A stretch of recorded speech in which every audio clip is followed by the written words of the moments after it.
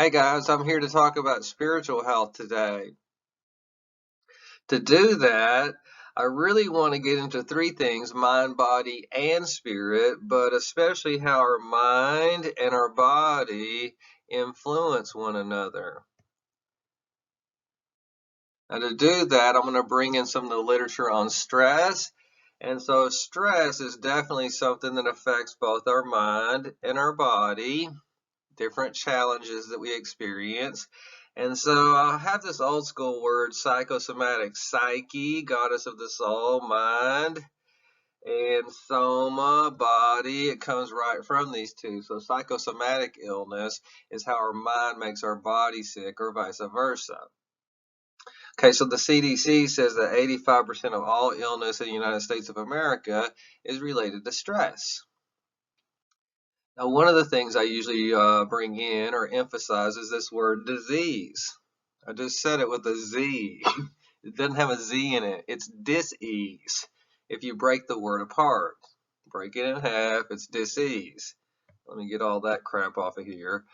Now, if I have dis-ease in my head for long enough, psyche, then soma becomes sick, somatic, and I get physical disease because of my mental reaction. I don't have my pen on again, and it's causing me to be physically sick. And that's the whole point of the lecture today.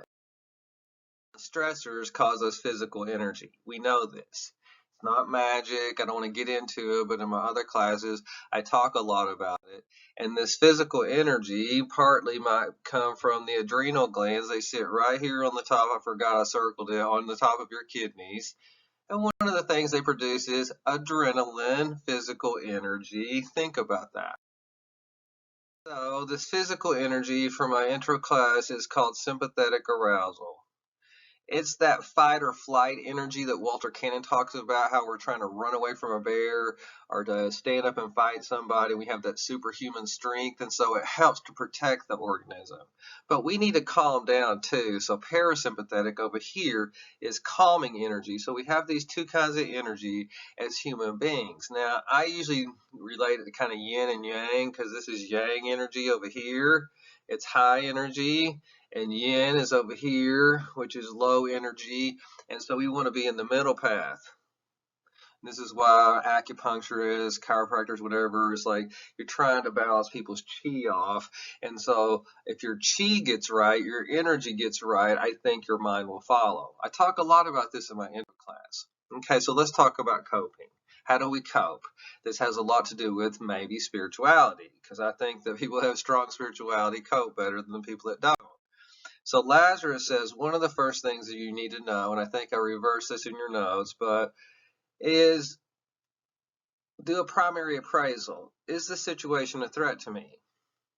If it's not, then you don't need to cope, okay? But the second appraisal, he says that we do I have the resources or tools, this is a little toolkit over here, to deal with it? If you have the tools to deal with it, maybe you don't freak out either. So what if it's a threat? So he brought this into the 90s because everybody thought all these threats come against you and you just stress out. He goes, no, if you have the tools to deal with them, you don't stress out. So I don't want to get into that element of the literature, but that is part of it. Okay, so Hans Selye, I do want you to remember this for sure, has this three-part curve. Okay, so immunity is how resistant you are to stress over here. This green one, let me get it in green. This one. And so the red one, if I can get cutesy, is your energy level. Okay, hopefully that makes sense. Let me get those off of there too. Okay, so in the first stage, he calls alarm. I call it the oh shit stage. You go, oh my God, look at that thing over there. You know, I can't deal with it. So you have a dip in your immunity right here, if I can get my pen on. But your energy spikes because you're having that oh shit moment. But that's not when you get sick. The second stage is resistance, which I call I got this stage. I got this, everything's fine. And in this stage, you can see the immunity is high right here, and right down in here, your energy level is low. So that's good. Okay, but you can only do that for so long, and then finally you get exhausted or wore out. Now over here is where you really get sick, if I can get my pen to work, that's when you truly get sick, because you've had this sustained, and I could draw this out more and more and more for the arrow, long-term energy, and then eventually this one goes down and down and down, and so then your immunity is down for so long, you finally get sick. Now, if you have any questions about those three parts of the curve, definitely email me or talk to me. Okay, so immunosuppression is this idea. I wrote this definition down here, but you don't have to remember it. Our body's immune system gets overpowered. From what? Our mind. Animals don't stress out as much as humans, so I don't think that they have this. I was just listening to this sermon from Joel Osteen, in which he said there was this experimental procedure where they did knee surgeries on people, but for half of them they just made incisions but didn't do the surgery, and the other half they did do the surgery. And actually, years later, the people that had the fake surgeries actually recovered more, or just the same amount as the people that had the real surgeries. The idea was in their mind. And so their mind is controlling their immune function or even their healing function. So, mental reactions eventually cause physical reactions. And I'll get into this in a lot of detail later, but what does it mean? Oh, yeah, psychosomatic. My mind is causing my immune function to go down. CDC said this before. There's a lot of other lines of. Okay, so stress then increases my adrenal gland activity. I already said this before. And I said this adrenaline, but this is the player right here, cortisol. Cortisol leads to a reduction in white blood cells. Now you can't see them over here, but I have them over here on the side. And so if cortisol, for lack of a better word, is killing off my white blood cells, then that means I'm less resistant to fighting off stress, because white blood cells, that's what fights off the foreign invaders. Okay, I have this little curve here again. If you look at this curve over here, then the green part right in here is when you have a lot of white blood cells. And the red part is when you don't have a lot of energy. So whenever your energy is low, you have a lot of white blood cells and vice versa. Why? Because of cortisol. So anytime cortisol is real high, which would be like in this case right here, then this case right here, your white blood cells are getting killed off more and more and more. Okay, so I have some examples about how this works on the next few slides. Okay, so the first example comes from Schliefer and his associates. That's what this et al. Means. And so they studied widowers. So they knew that these men, their wives were going to die of breast cancer. It's kind of a dark study.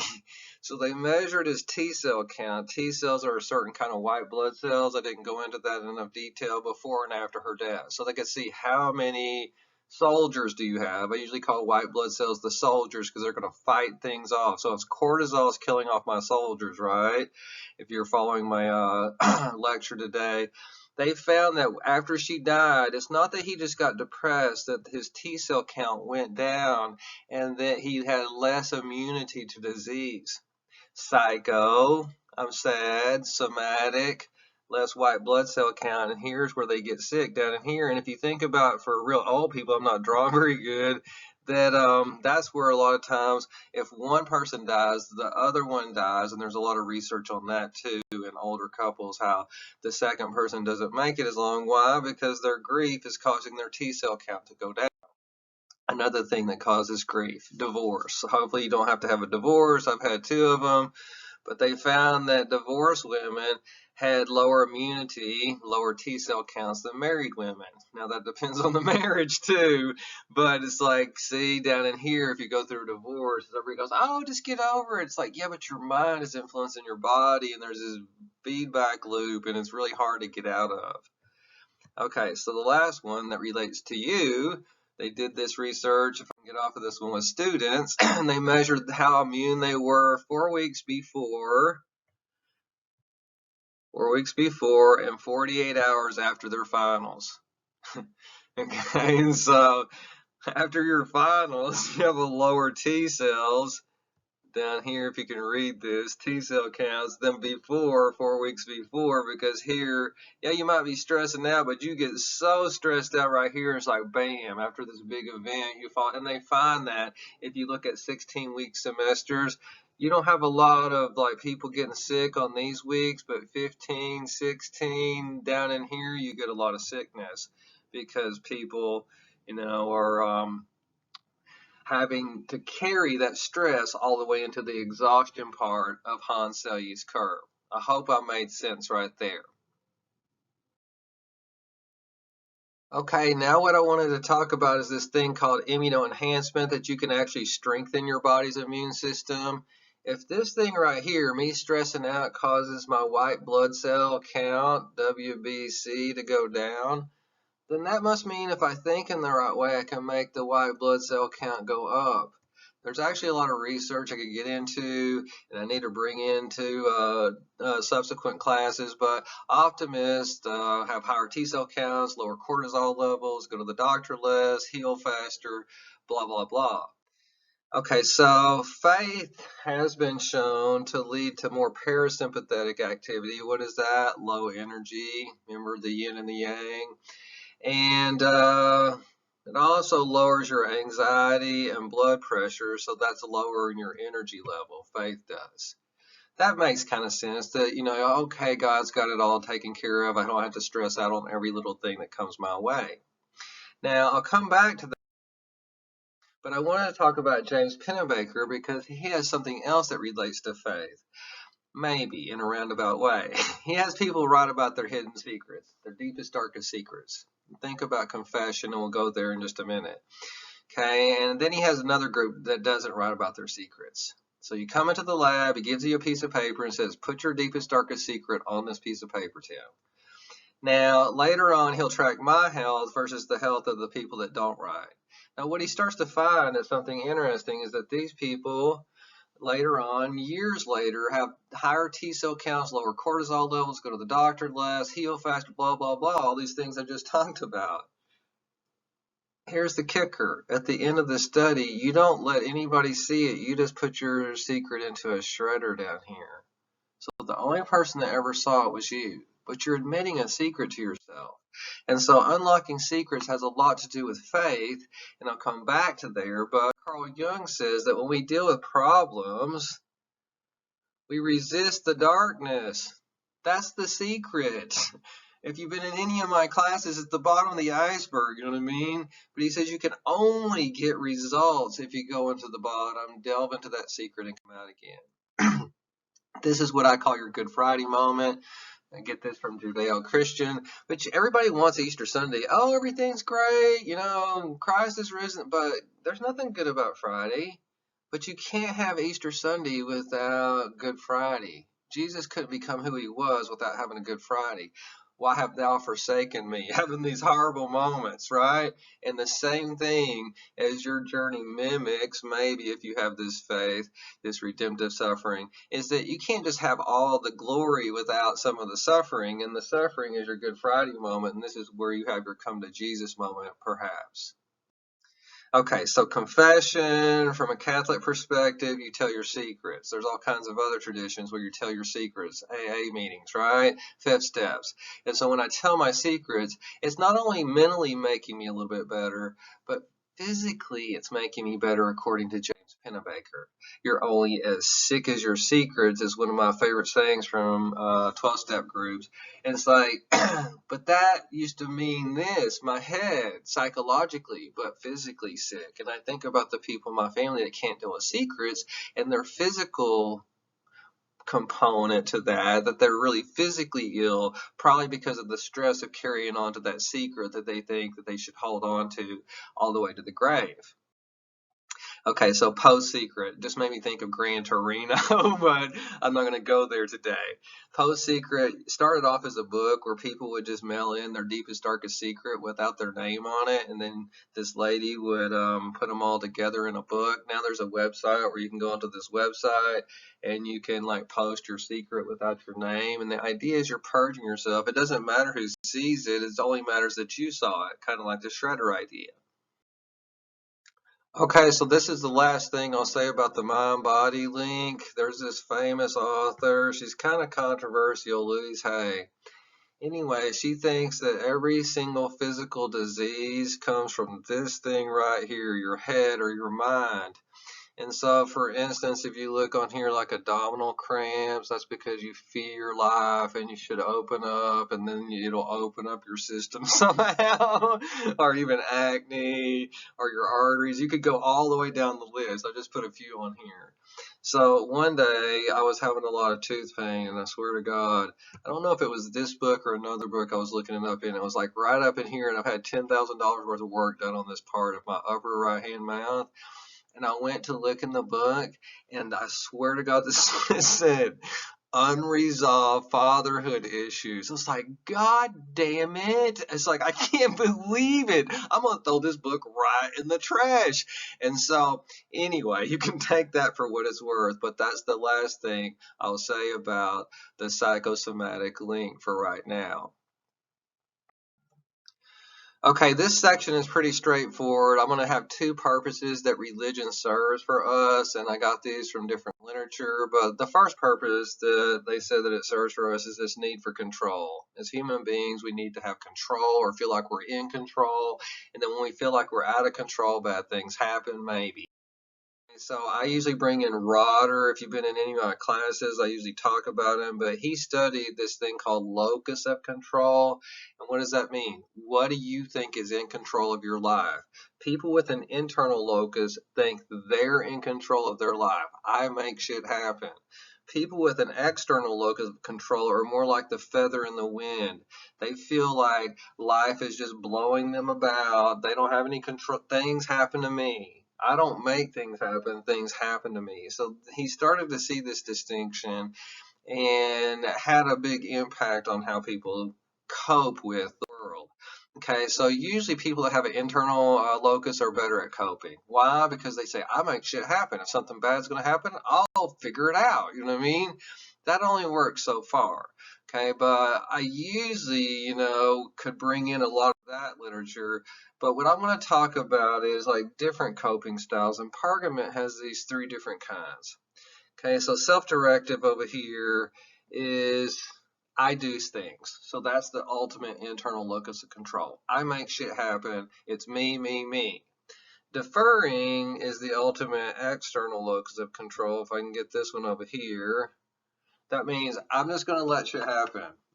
Shit happens to me. I just give up. Shit's going to happen to me. And collaborative is right here in the middle where I'm going to work to make things happen, but then, I don't know, there has to be some synchronicity or God has to step in or whatever you believe in. And so this is the best example I ever heard.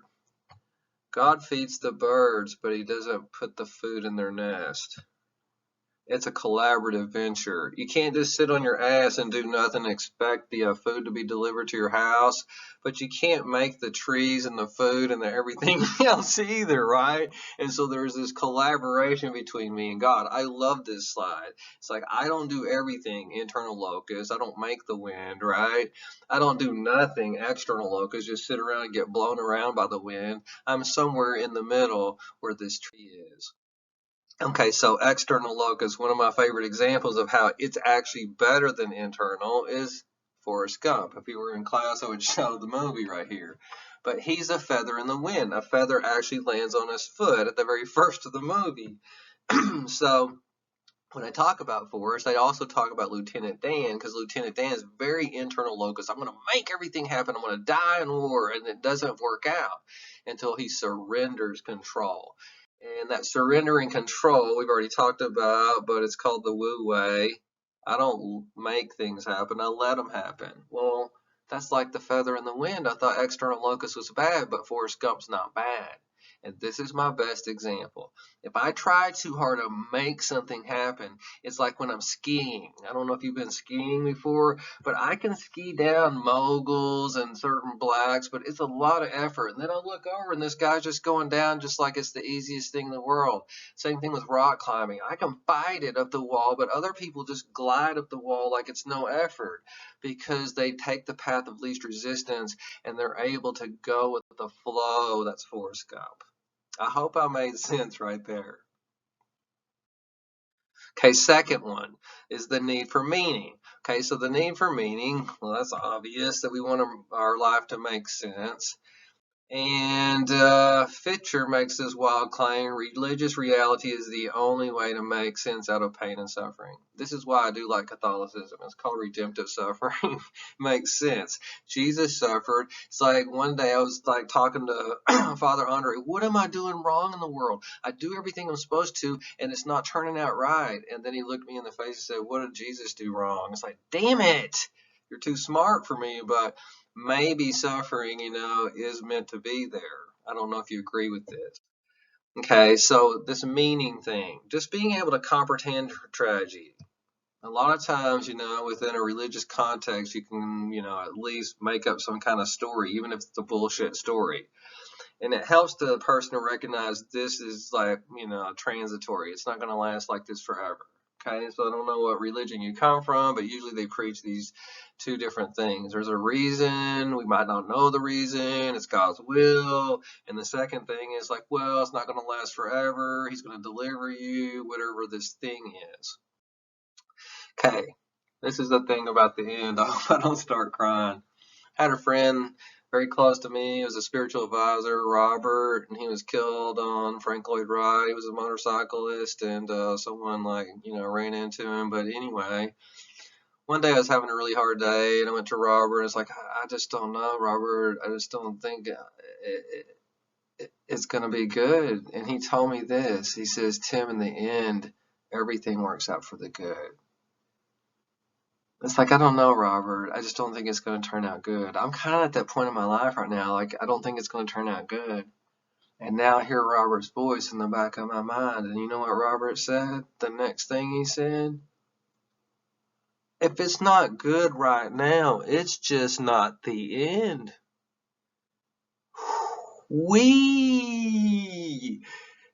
I can't imagine that things would ever be different than they are right now, but it's just not the end, Tim. And so that's the way I have to be able to comprehend things. Otherwise, everything means nothing, and I go into existential crisis. Okay, so the very last section is on prayer, meditation, and forgiveness. Okay, so kind of the moral of the story, if you think about it, people that have faith are not only mentally calmer, but they're physically calmer. Their T cell counts are higher, more soldiers, their cortisol levels are down, less stressed out, less adrenaline, all these other kind of things. That means people that live in fear, Tim, are not only like getting assaulted here, but they're also physically getting assaulted. Dis-ease causes disease, the Z one, right? So I have evidence about how prayer and meditation actually increase your white blood cell count. So if I sit around stressed out, oh my God, what am I going to do? I have to control everything versus, I don't know, God's got it. It's all going to be okay. You can see how that calming energy leads to less adrenal gland activity, less cortisol production, and there's less cortisol to kill off the white blood cells. That means you have more soldiers there. Now, I can get off of this one. Koenig in 2002 actually showed that these Buddhists that engaged in meditation could reduce their cortisol levels. This is science. This isn't just like something that's made up. This is where it becomes kind of exciting for me. Same thing here, that females that were waiting for breast cancer biopsies were able to reduce their cortisol levels by prayer. And so now prayer and meditation are taking these cortisol levels down, which means white blood cells are coming up, soldiers are coming up, they're more resistant. Now that's science showing psychosomatic results. Now, the last section is on forgiveness. It's hard for me to do this section, but I'll try my best. Forgiveness. If you're unforgiving, Tim, if you're unforgiving towards somebody, really what you're doing is always causing yourself to be really mad and angry and this, that, and the other. And what you're also doing is inadvertently raising your cortisol levels and killing off your white blood cell count, WBC. Oh, that's weird. So resentment is like taking poison and waiting for the other person to die. The other person's not that mad. You are, Tim. And not only is it killing you inside, it's killing your physical body. Dang it, that's hard to think about. Now, to forgive is to set a prisoner free and discover it was you. This is where I'm at with my life. I can just bullshit you, but this is where I'm at. I don't know if you like the song Behind Blue Eyes by The Who, but there's a part in it that says, "My love is vengeance, a love that's never free." And that's the part I identify with. And so I have to do work on this because it's killing me. It's not only physically, mentally killing me, it's physically killing me as well. Okay, so forgiveness has been associated, of course, with less hostility, but I think hostility is the key because it's causing stress, depression, blood pressure, all these other things, right? And so when you get rid of this one, you get rid of those other things too. You kind of calm down. Think about Lieutenant Dan when he calmed down at the end of Forrest Gump, if you even know what I'm talking about. Okay, so the very last thing is this. It's the resentment prayer. Oh my God. One Christmas, I don't know, I shouldn't tell this story, but I'm going to tell it. I was dating a girl and I was really in love with her, and she came to me one Christmas and she told me that, "Tim, the whole time that I've been dating you, I've been like screwing around with another guy the whole time." And so it really broke my heart. And then she subsequently told me, "Also, I accidentally got pregnant, and I didn't know if it was your baby or his baby, so I had an abortion. Also, like, I'm gonna go off with him now." And that's the last time I ever saw her. And I was so fucking mad. I was so fucking mad and heartbroken. It was just Christmas time. I was just doing the right thing. And it's like, what do I do? And I went to somebody in AA and they said, "Tim, go to the big book and you look up this prayer. It's called the resentment prayer." Let's see if I have my thing. Resentment. It's like every day I want to pray. You pray for this girl. What do you mean pray for her? It's like, yeah, you pray for her. If you ask in your prayer for her to be giving everything you want, it's like, wait a minute, she's going to get everything for being bad? It's like, yeah, I want you to pray for her health, her prosperity, and her happiness over and over and over every single day. Just keep doing it. Even when you don't really want it. Even when you hate their fucking guts, I want you to do it. I want you to do it for 2 weeks, but see, it took me a lot longer than 2 weeks. And you just do it and do it and do it and do it, and then there's going to come a day when you really mean it, when you really mean it, and you really want that girl to be happy because you know she was sick at the time, and then it was the best that she could do, and she didn't know nothing, and that she hopefully is better now, and that she has a family, and she has that baby that you wanted to have, and that she has the house and the happy marriage and every single thing, and you really want it for her. And that's the key. That's the key to love. That's what's called LOVE. I hope I did a good job on this one. I'll talk to you next time.